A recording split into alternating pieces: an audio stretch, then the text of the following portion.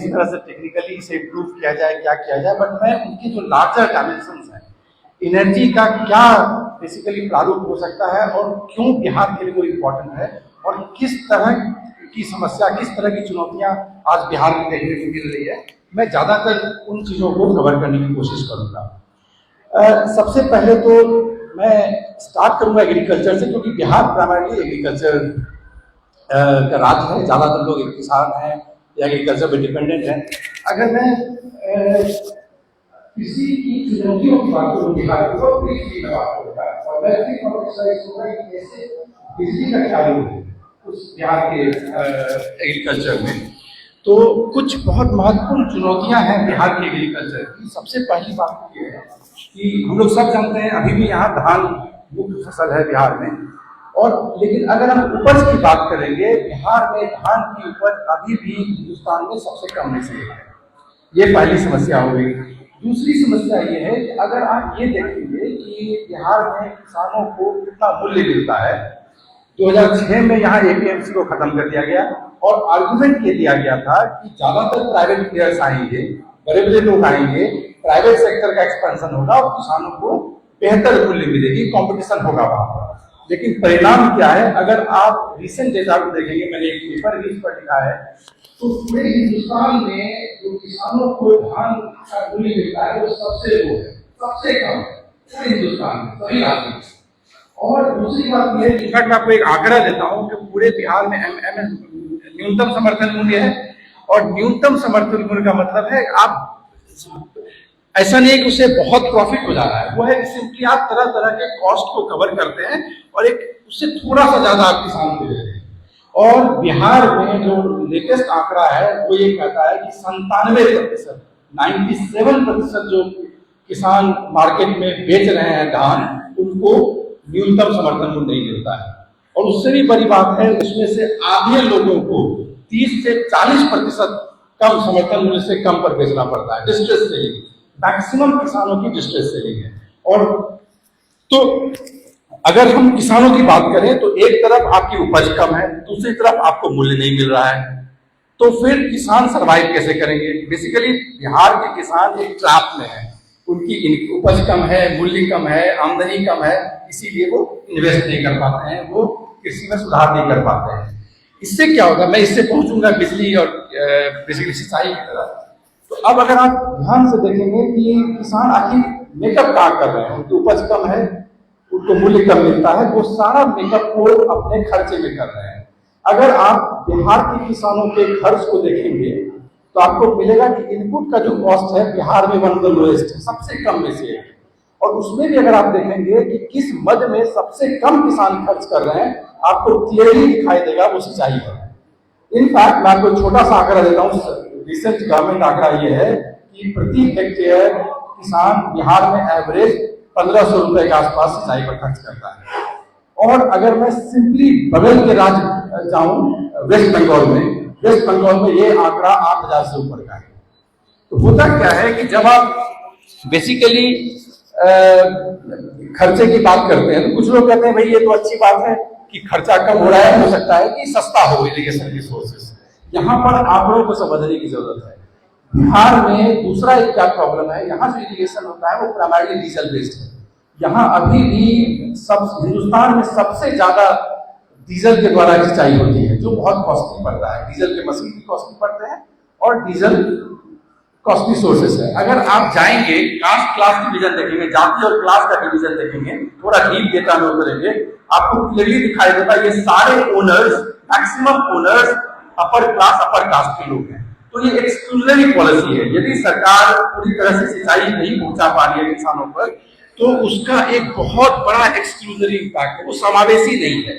उसमें कौन लोग बाहर हो जा रहे हैं? वो लोग छोटे और सीमांत किसान बाहर हो जा रहे हैं, वो लोग जो डोमिनेंट कास्ट से नहीं है वो लोग बाहर हो जा रहे हैं। और अगर आप एवरेज को देखेंगे कि कृषि में सिंचाई के एवरेज को, आपको बहुत क्लियरली दिखाई देगा class division and caste division. तो हो क्या रहा है, आपकी उत्पादकता पर उसका असर हो रहा है।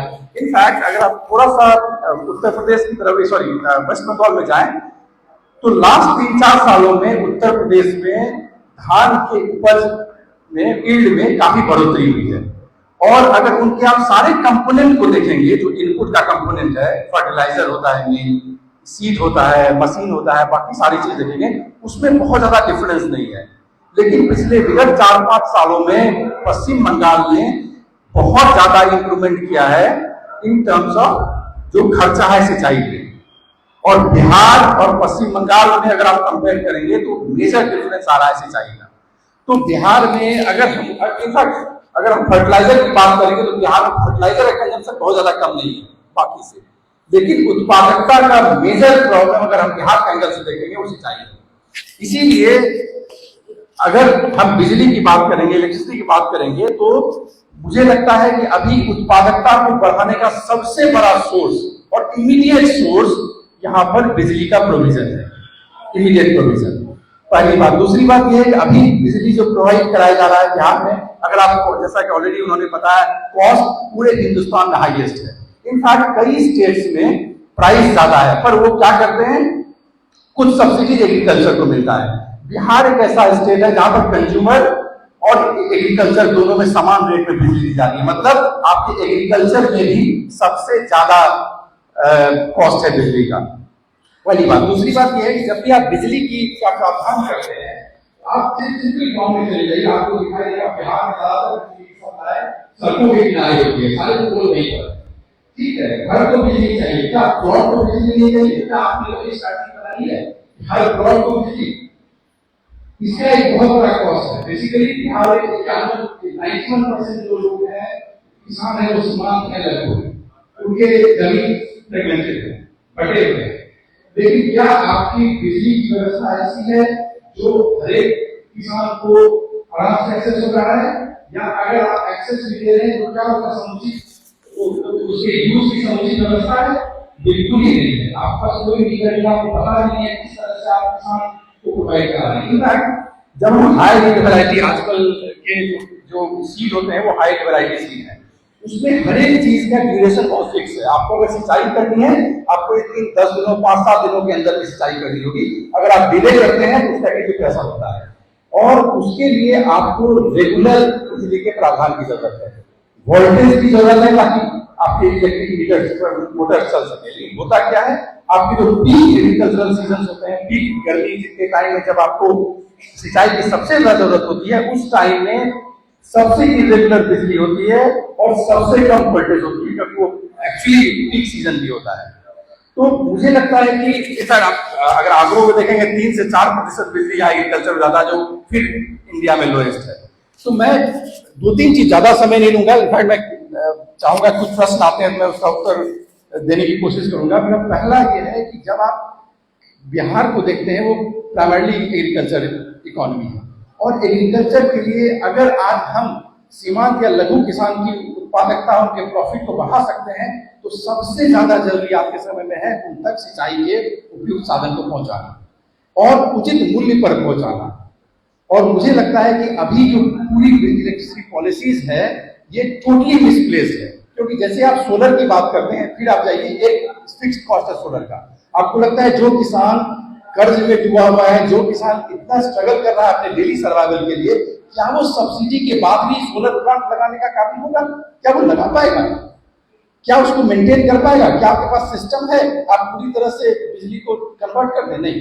सवाल यह है कि वो सारी चीजें सप्लीमेंट्री है, लेकिन एक कॉम्प्रिहेंसिव पॉलिसी आपको चाहिए, जहां पर आपको किसानों को सेंटर में रख के बात करनी होगी। ठीक है, आप सब्सिडी की बात करते हैं, कई बार क्या होता है, सब्सिडी आप तब देते हैं जब आपके पास सफिशिएंट रिसोर्सेज हो।